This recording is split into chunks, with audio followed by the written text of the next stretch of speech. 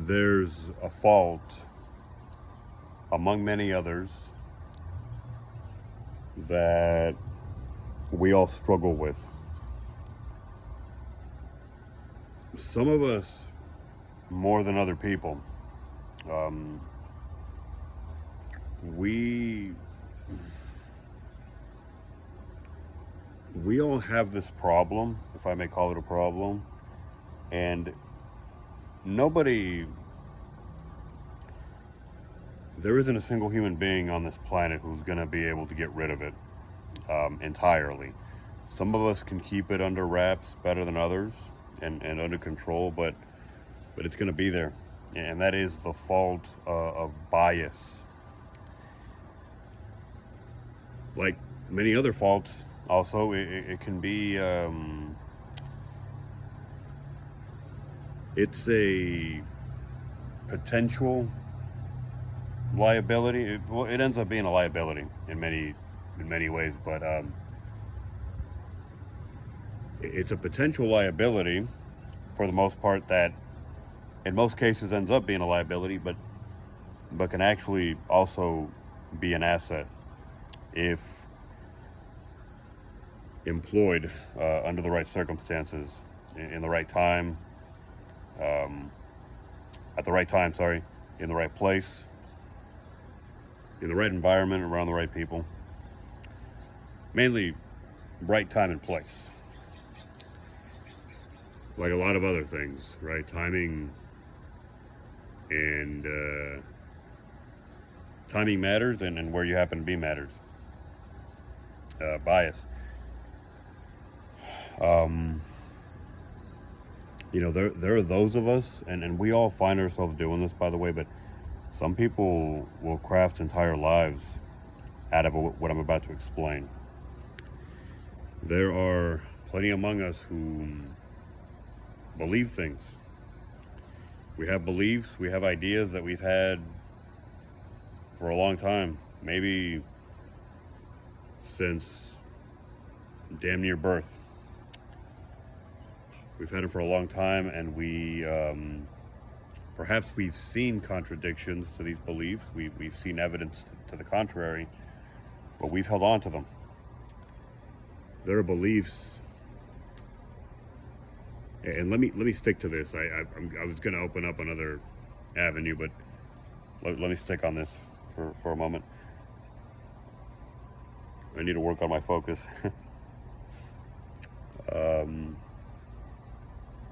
There are beliefs that we've had for a long time, and that we've never shaken, despite evidence at times to the contrary. Sometimes it's mild evidence, and we can be excused for not listening to it.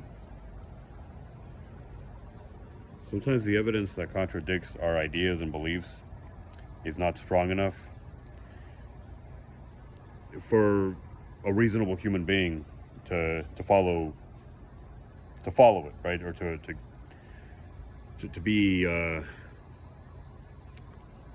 be swayed if they were in your shoes, right? So you can be excused for that, but sometimes we have beliefs that are contradicted by evidence, by real life evidence, in stronger ways, and there are times when it is inexcusable to continue to believe something just because you want to believe it, despite the backing and the evidence not really being there. You see, the way bias works, at its extreme,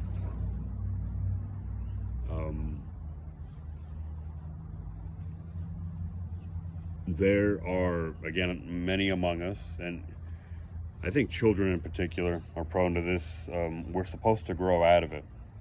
Some of us keep the mentality of children, though, for better or for worse. As a child, you know, you cling to your beliefs in a much stronger way than you might when you mature, or supposedly mature, right? When you're supposed to mature, you cling to some or many of your beliefs because they give you a sense of safety. understandably. But as you mature, you're supposed to learn how to get out of this mindset. Those of us who maintain that childish, there's that word again, that mentality, we can find ourselves having beliefs that we don't want to let go of. We have no intention of letting go of. And so these beliefs become like a house of cards. The individual belief becomes either like a house of cards itself or a component, a card, right? And let's look at that house of cards, right? We want to believe something, but its foundation is tenuous. Its foundation is not particularly strong. So we have to find a way to keep this house standing. This house of cards, right? Or this house of sticks. If you remember the Three Little Pigs, one of them made a house of sticks. Another one actually made a house out of straw, if you can believe that. How do you keep a house standing when it's built from such flimsy materials? Back to bias, right? You have a belief that you are desperate to hold on to. It is not backed by any evidence. So what you are left having to do in order to keep this belief alive, which you need it to be alive, by the way. For whatever reason, you need the belief to be alive, even though everything seems to contradict it. When bias is taken to an extreme, right? Bias is not quite so strong in most cases, but in some cases, we choose to believe things that we have no business believing. We believe them strongly, and most of the world around us, most people, most reasonable people, and even some unreasonable individuals won't believe it. But we choose to, right? At the extreme end of bias. What you're going to end up doing is you're going to pick and choose what you pay attention to in the world around you, as far as facts and evidence.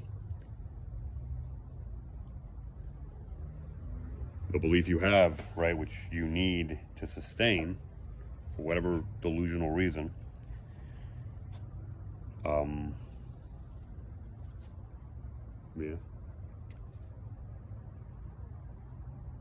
that belief needs to have support. So you're going to find yourself acknowledging or paying attention only to the facts that support what you believe. And whatever doesn't support it, you turn a blind eye to. So you're building an entire reality out of what you want it to be, essentially. You're not creating your reality based on real logical evidence. You're not building a reality from a sound place where you look at what is and then you forge your beliefs around it, but rather you are starting from your beliefs. You're choosing to believe something, and then you pick and choose what parts of reality, what parts of what happens you focus on or you pay attention to. And like I said, we all do this to some extent. We're all biased, and we're going to pay attention to the things that support our belief system. You look at people in politics, everybody does it. On every end of the spectrum and in between, and every portion in between, every segment in between, or every point, right? Obviously, the people at the extreme ends are going to be doing it a lot more. They're going to be having ideas that really are flying off the handle, so to speak, but they believe them fanatically, and they find a way to believe them, because there will always be something you can look at to support what you believe.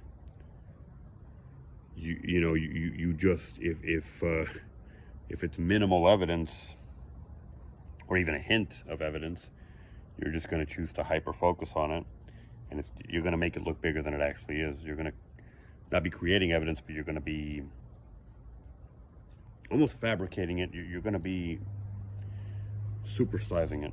You're going to take something very flimsy and dubious at best, and you're going to make it a lot bigger.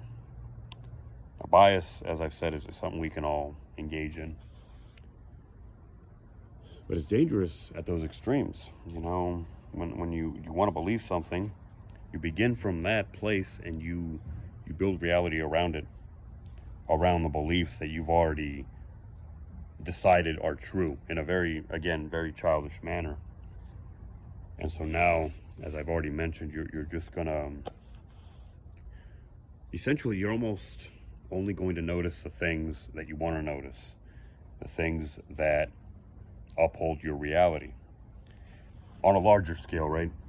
Because I mentioned, you have a belief, you pay attention to the facts that support it, and the facts that go against it magically don't exist, right? You just don't notice them, or you pay little attention or turn a blind eye to them. We're talking about one belief. Now, people, obviously, the world doesn't work around one belief. People have multiple ideas, multiple belief systems and beliefs. Many of them. If you expand on how this works and look past just one idea, if every idea that you have, right, and maybe you have some logical, sound ideas and beliefs interspersed in there, but you've got some kooky, kind of funky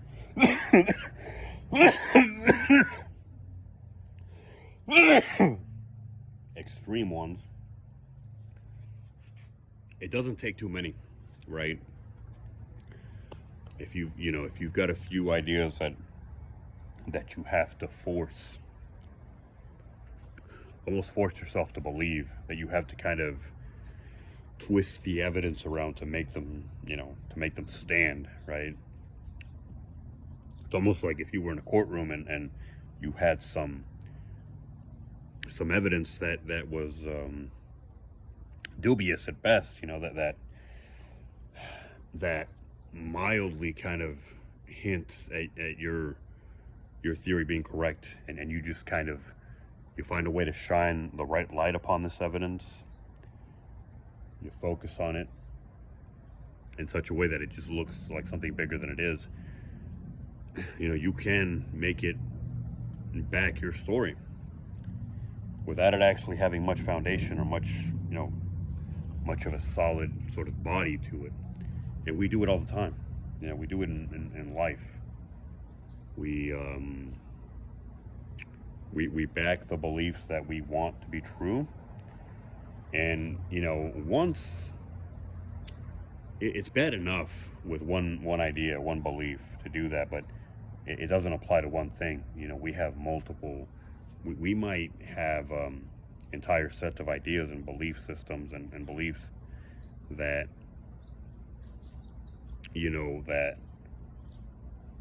that don't stand the test of logic, and that most people wouldn't agree with, right? Because most logical people, at least, wouldn't agree with. And like I said, some illogical people even wouldn't agree with. Yet, we make them stand. We make them hold up in a delusional way, and it becomes dangerous, right? It's dangerous when one idea is delusional, when one idea we believe simply because we want to, without actually requiring too much evidence with a high burden of proof, right, or of logic. But when you have multiple, when you have two or three or even more, and usually that's the case with some people, build entire lives out of ideas that wouldn't hold up in court, so to speak, that any reasonable judge, as it were, would turn down. The truly delusional among us, the people that end up in insane asylums, regardless of their mental health, regardless of their afflictions and their unavoidable and incurable problems, right? People with true mental health issues, they have physical conditions that affect the way they think, right? I mean, that's true. Some people think illogically, and some might say almost, when that's taken to an extreme, in an almost insane way, right? Bordering on lunacy, whatever that word means, right? Some people think in these ways without having an affliction. They just maybe have developed bad habits in the way they think. I don't know. But everybody's prone to it, If you take the topic of mental illness out of the equation, right, every single one of us is prone to bias. We know that.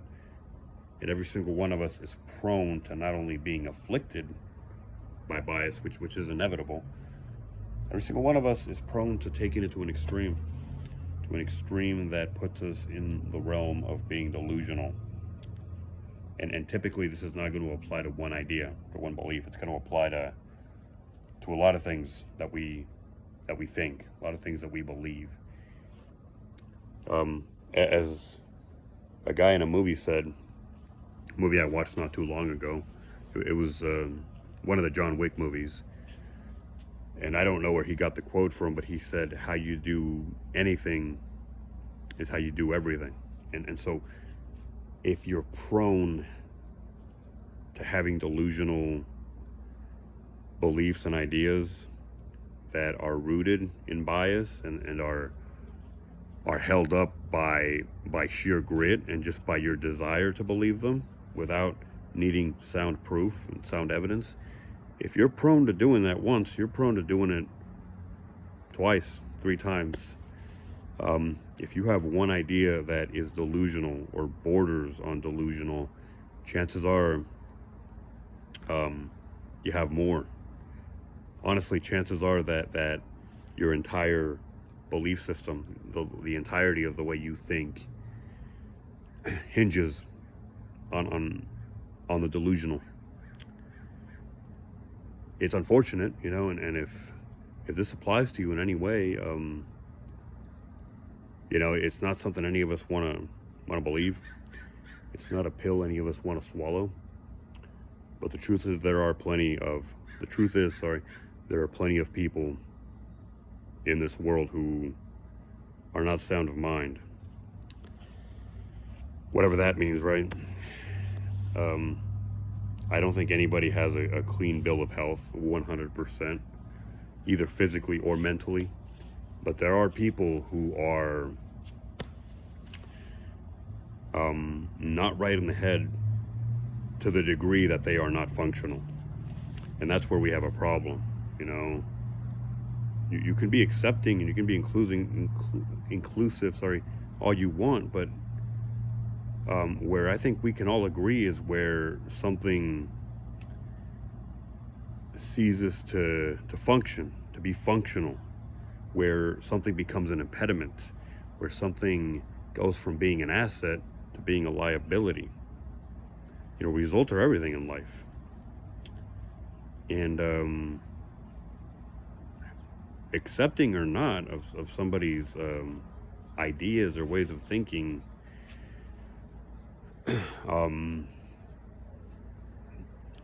if they can't function well in the world, and I think obviously we're seeing it a lot in modern times. I'm not going to get into, I've talked about this already, I'm not going to get into social media, how it affects young minds. I mean, it's like prohibition, right? It's like the idea of prohibition, like trying to cancel alcohol, right? It's a non-starter. It's not going to happen. Social media is not going to be canceled. There are plenty of us who see the cancer that it is or that it can become. But we know that it's here to stay and that it's going to do its damage, and that If people choose to not use something responsibly, it's at their own peril. Just like alcohol, just like prescription drugs, just like over-the-counter medication. Anything could be abused. Social media is up there, and it's insidious. It is dangerous, mainly because it comes in like a Trojan horse, looking very innocent. And it can't be. But we all know, and the internet as a whole, not just social media, the internet as a whole, I think most of us know just how dangerous it can be. Maybe not how dangerous exactly. Maybe we haven't pushed that far, but pushed the envelope that far, because we're, reasonable human beings. But we've had a taste, and we know that these things. But I mean, it's like riding a bike, right, or driving a car. They are, for the most part, safe, but they can be dangerous.